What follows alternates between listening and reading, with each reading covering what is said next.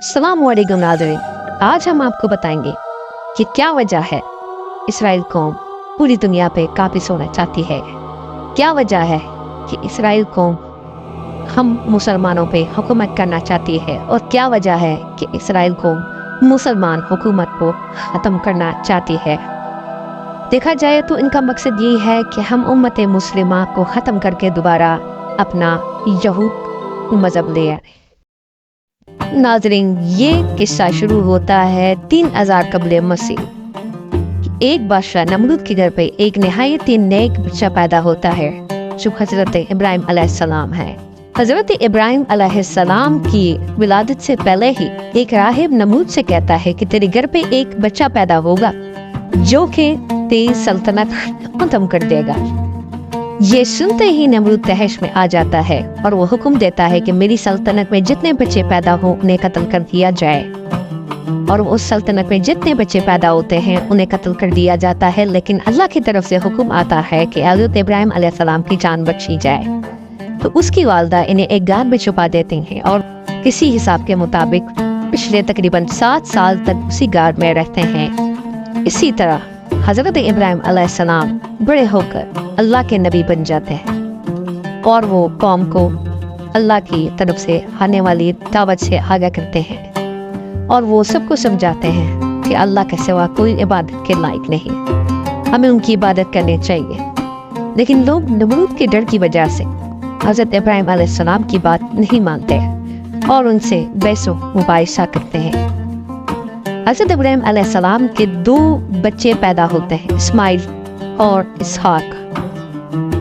इसहाक की कौम से बनी इसराइल क़याम में आई, क्योंकि इसहाक से याकूब, याकूब से यूसुफ और यूसुफ के एक भाई थे यहूदा। ये सारे यहूद उनकी कौम से वजूद में आए। बनी इसराइल के अंदर बेशुमार नबी आए, लेकिन वो अपनी सरकश और जहालत की वजह से उन्हें कत्ल कर देते, उन्हें अजियत पहुंचाते। एक वक्त में बनी इसराइल अल्लाह की महबूब तरीन कौम थी, लेकिन वो क्या वजह थी कि अल्लाह ने इन्हें नापसंद फरमाया? जी हाँ, ये इनकी सरकशियों की वजह से ही अल्लाह ने इनसे नाराजगी मोड़ दी। जब मोहम्मद सल्लल्लाहु अलैहि वसल्लम इस दुनिया में आए और अल्लाह ने इनको नबूवत अता की, तो उस वक्त भी ये सरकश रहे और मोहम्मद सल्लल्लाहु अलैहि वसल्लम को हर वक्त कत्ल करने की साजिश में मगन रहे। लेकिन अल्लाह ने मोहम्मद सल्लल्लाहु अलैहि वसल्लम को नबूवत अता करनी थी और उनके दीन को आगे बढ़ाना था। उनकी एक ना चल सकी। यहूद कबीला बनु उमैया से ताल्लुक़ रखता था और मोहम्मद सल्लल्लाहु अलैहि वसल्लम कुरैश कबीला से ताल्लुक़ रखते थे, तो इन्हों की दुश्मनी बहुत ज़्यादा ही गहरी। अब देखा जाए तो यहूद पूरी दुनिया पे काबिज हो चुके हैं। टेक्नोलॉजी के जरिए इन्होंने पूरी दुनिया पर अबूर हासिल कर लिया है। अब इनका मकसद पूरी दुनिया पे हुक्मरानी है। पिछले 1400 साल से पूरी दुनिया में अपना रोब कायम करने पे लगे हुए हैं, लेकिन अल्लाह ने जो फरमाया है कि आखिरी के कुछ सालों में इनको हुक्मरानी मिलेगी, लेकिन वो हज़रत ईसा अलैहिस्सलाम के जरिए से जलील और रुस्वा होंगे।